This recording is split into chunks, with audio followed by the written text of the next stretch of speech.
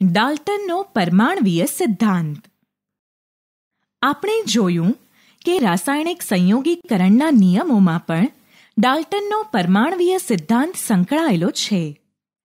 John ડાલ્ટને ઘણા પ્રયોગોના પરિણામો પરથી નોંધ્યું કે દ્રવ્ય નાનામાં નાના અવિભાજ્ય સૂક્ષ્મ કણોનો બનેલ છે. આ અવિભાજ્ય સૂક્ષ્મ કણને પરમાણુ તરીકે ઓળખવામાં આવે છે. જ્યારે પરમાણુમાં રહેલા સૂક્ષ્મ કણો પ્રોટોન, ઇલેક્ટ્રોન, ન્યુટ્રોનની શોધ નહોતી થયેલી, ત્યારે રાસાયણિક પ્રક્રિયાઓ સમજવા માટે પરમાણવીય સિદ્ધાંત ખૂબ જ અગત્યનો પુરવાર થયો. ઈસવીસન 1808માં ડાલ્ટને રાસાયણિક સંયોગીકરણના નિયમો ન્યૂ સિસ્ટમ ઓફ કેમિકલ જર્નલમાં રજૂ કર્યા, જેમાં તેણે નીચે પ્રમાણેની રજૂઆત કરી.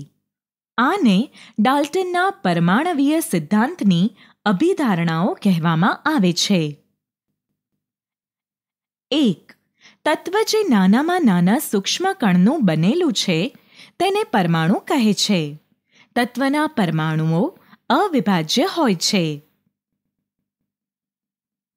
2.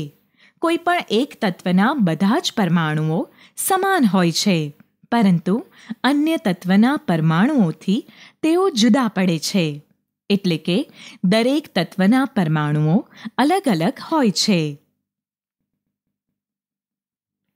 3.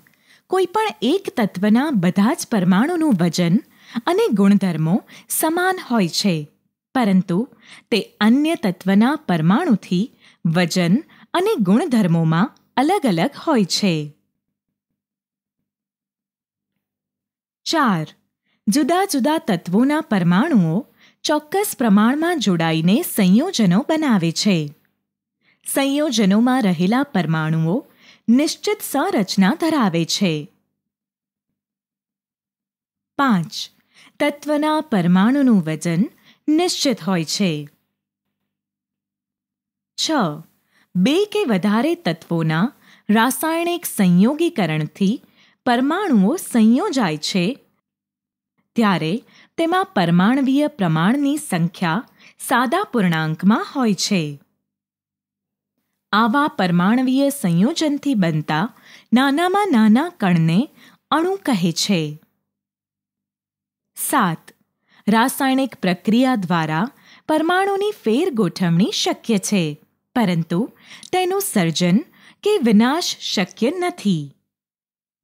કેન્દ્રીય પ્રક્રિયાઓ અને સમસ્થાનિકોની શોધના સંદર્ભમાં ડાલ્ટનના નિયમનું મહત્વ રહેતું નથી, કારણ કે ડાલ્ટનની અભિધારણા પરમાણુ અવિભાજ્ય છે તે ખોટી ઠરેલ છે. પરમાણુ પ્રોટોન, ન્યુટ્રોન અને ઇલેક્ટ્રોન જેવા મૂળભૂત કણોનો બનેલો છે.